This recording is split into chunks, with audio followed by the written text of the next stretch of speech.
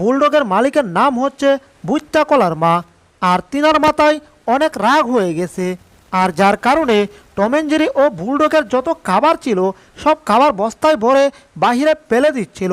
আর সেটা জেরি দেখছিল, আর জেরি দেখে বুলডগ আর টমকে গিয়ে বলল, এই টম আর বুলডগ গেলাম আগো, দেখলা না তোমাদের সব খাবার আমারও সব খাবার বস্তায় ভরে মালিক বাহিরে ফেলে দিচ্ছে। এখন আমরা বাহিরে ওই ডাস্টবিনের কাছে গেলে সব খাবার আমরা পেয়ে যাব। তাড়াতাড়ি চলো, এখন এই ডাস্টবিনের কাছে গিয়ে আমাদের খাবারগুলো সংগ্রহ করতে হবে। মনে তো হচ্ছে জেরি কথা তুমি মিথ্যা বলো নাই। ওই তো আমাদের বুইত্তা কলার মা মানে আমাদের মালিক বস্তায় ভরে কি জানি নিয়ে ওই ডাস্টবিনের দিকে যাচ্ছে।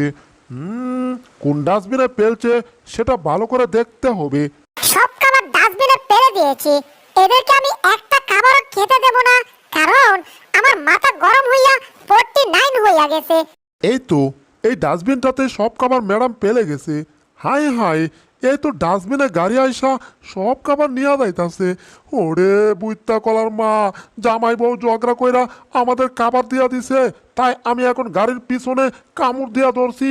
যেভাবে আমি বুইত্তা কলার বাপ আর বুইত্তা কলার মার পিছনে কামড় দিয়া ধরছি। আমার ধরো সবাই। আমি আজকে কি ব্যাপার, আমার দাঁত মনে হচ্ছে এখানে আটকা পড়ে গেছে নাকি? সর্বনাশ, দাঁত তো চুটাতে পারছি না।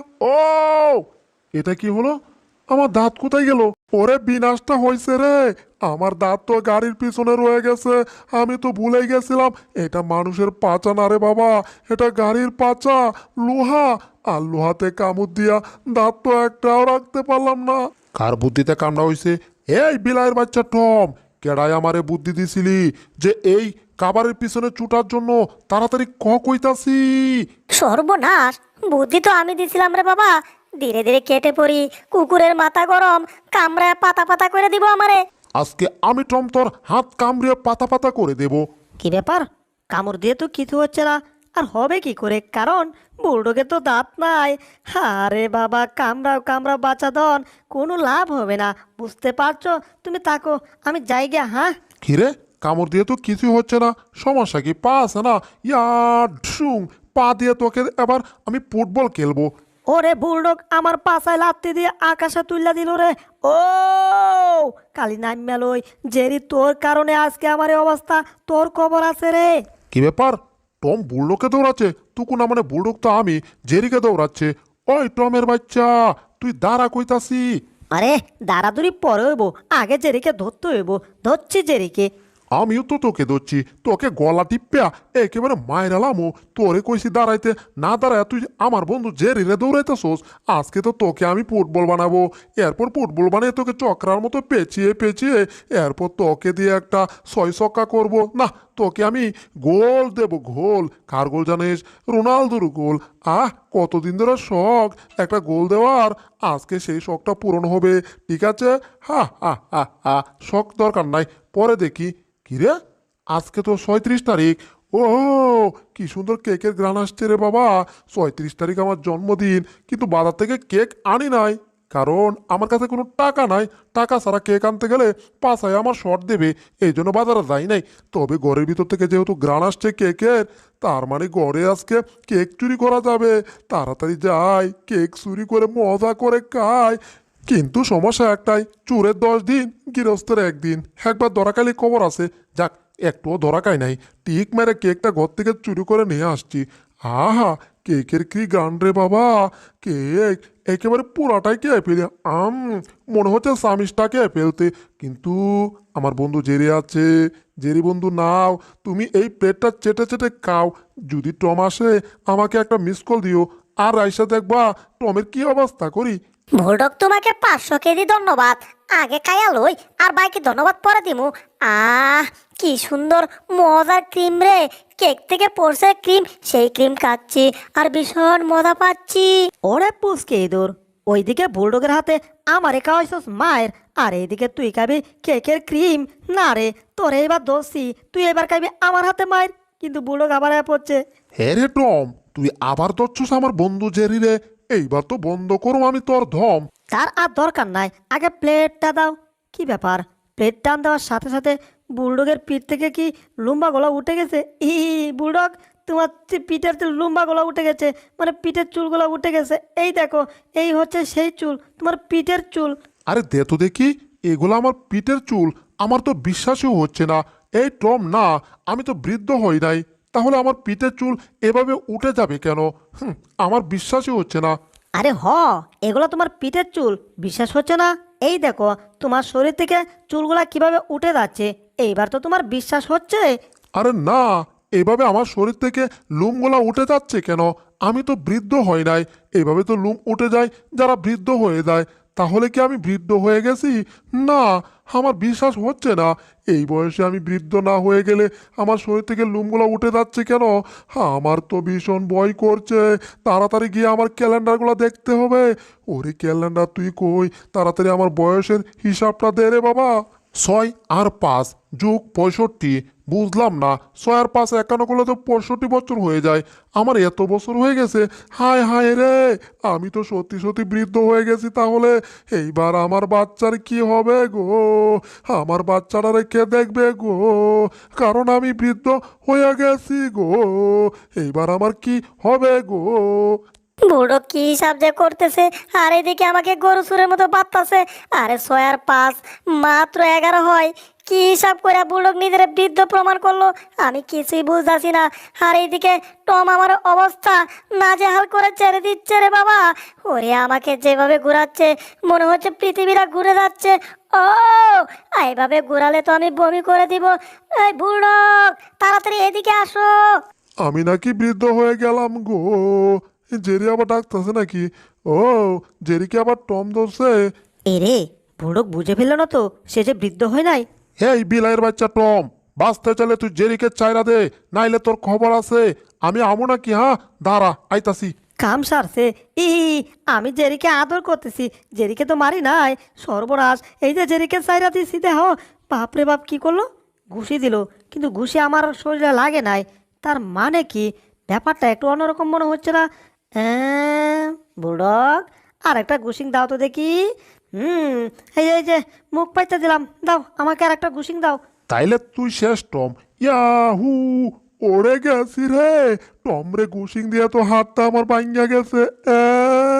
বিনাশটা তো কইরাছে রে, সর্বনাশ। বুলডগের শক্তি কই গেল রে? ও জেরি জেরি গো, আমার শক্তি নাই গো। আমার শক্তি মনে হচ্ছে কাউয়া কায়া লাইছে গো। তোমার সামনে ঘুষিং দিলাম টম রে, আর ভাঙ্গা গেছে আমার হাত গো। ও জেরি জেরি গো, আমার শক্তি নাই গো। আজ থেকে জেরি তোমারে টমের হাত থেকে কেড়ে বাঁচাইব গো। ও জেরি জেরি গো, আর তোমারে বাঁচাইবার মতো কেউ নাই গো। সিংহের মতো আমি ইঁদুরের মতো হইয়া গেলাম গো। আরে সত্যি সত্যি বুলডগ বৃদ্ধ হয়ে গেছে, সে মনে মনে ভাবতাছে। তার মানে আমার তো হাসির আনন্দ লেগে গেছে। আহা কি আনন্দ, আকাশে বাতাসে, আজ থেকে এই বাড়ির রাজা হব আমি হে। ওরে পুচকি দূর, তোরে বাঁচাইবো আজ থেকে আমার হাত থেকে কে? ওরে কে বাঁচাইবো কে? পালিয়ে যাচ্ছিস কোথায়? পালিয়ে তো কোনো লাভ নাই, দাঁড়াইতাছি। কি ব্যাপার, আমার ঘরে আগে থেকে লাঠি করতে গেল? আবার বৃদ্ধদের পোশাক জাগুয়া আমি মনে হয় আনছিলাম। আহ, আমার যে কি দিন হইল রে। এত অল্প বয়সে বৃদ্ধ হয়ে গেলাম। মনে হচ্ছে আমার কোমরে ব্যথা, হাড়ে হাড়ে ব্যথা, গিরাই গিরাই ব্যথা রে। এইবার আমার কি হইব রে? আমি নাকি বৃদ্ধ হইয়া গেছি রে। 6 আর 5 কি করে হয় 65? হিসাবটা তো মিলে না রে। আমি জানতাম আমার বয়স 11, কিন্তু 6 আর 5 65 হইল কি করে? হিসাব তো আর মিলে না রে। কে বললো বাবা তুমি বৃদ্ধ হয়ে গেছো? তাহলে টম তো আমাকে মারবে। হেই, আজ থেকে তোমার বাপের পাওয়ার শেষ, শুরু হলো টমের পাওয়ার। আগে জেরিকে একটু সাহায্য করে তারপর আইতাছি তুম করে দেখতে। টমের বাচ্চা, আজকে আমি বৃদ্ধ হয়ে গেছি বলে তুই আমার বাচ্চার সাথে খারাপ ব্যবহার করতেছিস না? দেখিস একদিন তুইও বৃদ্ধ হবি, তখন তুই আফসুস করবি যে জনকালে আমি খারাপ কাজ করেছিলাম, সেটা তো আমার সাথেও এখন হচ্ছে। কিচ্ছু করার নাই, একদিন সবারই বৃদ্ধ হতে হবে, ঠিক আমার মতো। আর আমি যদি ভালো কাজ করি তাহলে সবাই আমার সাথে ভালো কিছু করবে, আর যদি জীবনে খারাপ কাজ করে থাকি তাহলে সবাই আমার সাথে খারাপ কাজ করবে। একবার তো জীবনে একটু উল্টাপাল্টা কাজ করছিলামই, যার কারণে টমাস আমার সাথে এমন করতেছে। কিন্তু টম, তুই যে আমার সাথে খারাপ ব্যবহার করতেছিস না, একদিন দেখিস তোর সাথেও ঠিক এর চাইতে আরো বেশি খারাপ ব্যবহার হবে। হ্যাঁ, কয়া দিলাম সব। এখন আমি মজা বুঝতেছি না, আমার কোমরে কোমরে ব্যথা, হাড়ে হাড়ে ব্যথা, গিরাই গিরাই ব্যথা রে বাবা। জীবনটাই আমার হয়ে গেছে গাতা গাতা। কষ্ট তোমার জীবনটারে কইরা দিছে নষ্ট। হো বুলডগ রে, কি ব্যাপার বুলডগ, আমার সাথে আরো পাঙ্গা নিবা নাকি? আহো দেখি তোমার কেমন জোর আছে। পারলে আহো আহো বাতি যা আহো। কোথায় যাবো জানো? পা পা পা, নাম বলবো না। টমের বাচ্চা, আজ আমি বৃদ্ধ বলে তুই ডিপ জলের ডায়লগ শুনাস? আরে ডিপজল মানে কি? তোমারে তো নিশা সদাগরের ডায়লগ শোনাবো। তার আগে জেরিকে একটু ডায়লগ মার্কা সাজতা কইরা লই। টমের বাচ্চা সাহস দেখো, আমারে এখন বল বানাইছে, আমারে ব্যাট দিয়ে নাকি পিটাইবো। শুধু দেখতাছি, কিছু কইতাছি না রে টম। আরে কই পরে আহো, আগে একটু তোমার পিঠে নেই রে। এ, এইবার দেখো, ইয়াডসুং, একেবারে ছয় মাসি। অপর পক্ষে আমার বিপক্ষে খেলোয়াড় নাই, সেই পক্ষেও আমি, ওই পক্ষেও আমি, দুই পক্ষে আমি খেলোয়াড়। আমি ছয় মারি, আমি চার মারি, আবার উইকেটও আমি হই, সমস্যা নাই। এইবার তোমার ডাবল ছক্কা মারলাম, যাও পাখি আকাশে উড়ে যাও। ওরে দিছে রে, একবারই দিয়া তো আমার উগানা পাঠাই দিল। ওরে বাবারে, ও টমের বাচ্চা, কালকে তোর জন্মদিন না, দেখিস তোর আমি কি মজা দেখাই। টম আইছে, এইবার টমরে আমি এমন একটা গিফট দিমু। হ্যাঁ, দেখি টম তারপর কি করে। জেরি, তুমি যে আমার কি গিফট দিবা সেটা আমি ভালো করে জানি, কারণ তোমার গিফট বদলায়া আমি ভালো একটা গিফট রেখে আইছি। কিন্তু তাও তো সন্দেহ হয় যদি জেরি এটার ভিতর কিছু রায়। জেরি, তোমার জন্য একটা গিফট নিয়ে আইছি, নাও এই গিফটটা তুমি গ্রহণ করো। আর আমি তোমার গিফটটা গ্রহণ করলাম, কিন্তু জেরিকে এতটা বিশ্বাস ভুলেও করা যাব না যে চালাকের চালাক। যদি এই বিটার ভিতরে আমার মতোই বম ভরে রাখে তখন কি হইব? একটা কাজ করি, চোখ বন্ধ কইরা অন্যদিকে তাকাইয়া সুতরাং কুল্লা ফেলি। 1 2 3 খুলে ফেলেছি। বম তো পাতলো না, তার মানে ভিতরে বম নাই নাকি? না, বম থাকলে এতক্ষণে পাইটটা আমার সব পাঠাই আলতো। দেখি তো ভিতরে কি রে, ভিতরে তো মনে হচ্ছে একটা ছোট্ট পোশাক নাকি। দেখি তো, ওয়াও, অনেক সুন্দর, কত সুন্দর একটা পোশাক জেরি আমাকে দিয়েছে। কিন্তু আমি জেরিকে কি দিতে পারি? কিন্তু জেরিকে তো দিছি বম। সর্বনাশ! এই বম ফুটলে তো জেরি ফুটে যাবে, তার মানে জেরির কাছ থেকে এই বমটা নিয়ে ফেলে দিতে হবে। সে আমাকে বালা কিছু দিছে, আমি তারে বম দিয়ে পাঠাইতে পারি না। জেরি, বমটা আমার কাছে দিয়ে দাও, এটা বাইরে ফেলাই দে। এটা নকল বম না আসল বম।